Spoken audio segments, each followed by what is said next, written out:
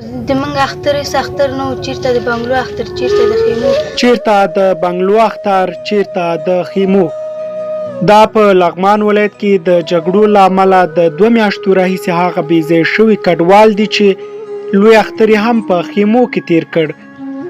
دغه کورنۍ د لغمان ولایت د الینګار او الیشنګ ولسوالیو څخه لغمان مرکز ته راغلي او د سلطان غازي بابا ښارګوټي د اور وژنې ودانۍ ترڅنګ یې په یوه خالي وچه ځمکه کې اړولي دي.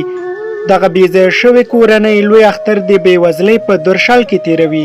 په دغو کورنیو کې کونډې او یتیمان هم شتون لري چې د ځینو تورسرو خاوندانو خپل ژوند په جګړه کې له لاسه ورکړی، چې له امله یې میرمنې کونډې او بچیان یتیمان شوي دي.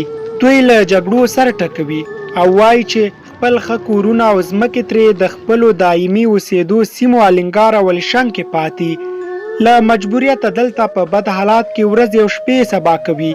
دغه کډوال هر یو د ژوند بېلابېلې له فقر او غربت څخه ډکې دردونکې کیسې له ځان سره لري.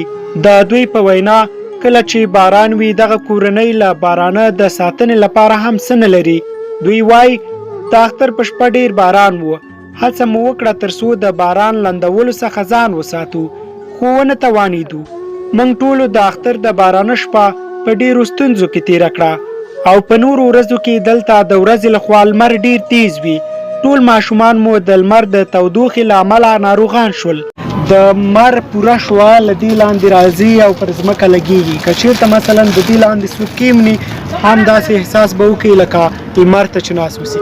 دوی سره تر دې مهاله د مرستو په اړه دوی وویل دلته چې راغلی یم د 2 میاشتې شوې، نه مې چا نه یو پورې وړی نه مې چا نه یو قطۍ غوړي ولیدل. دغه وخت نه مو واره چې دغه پرون مونږ ته راکړی شوی د دې نه غیر مونږ هېڅ شی هم نه دي لیدلي. دغه کډوال له دولت او له شتمنو خلکو غوښتنه کوي.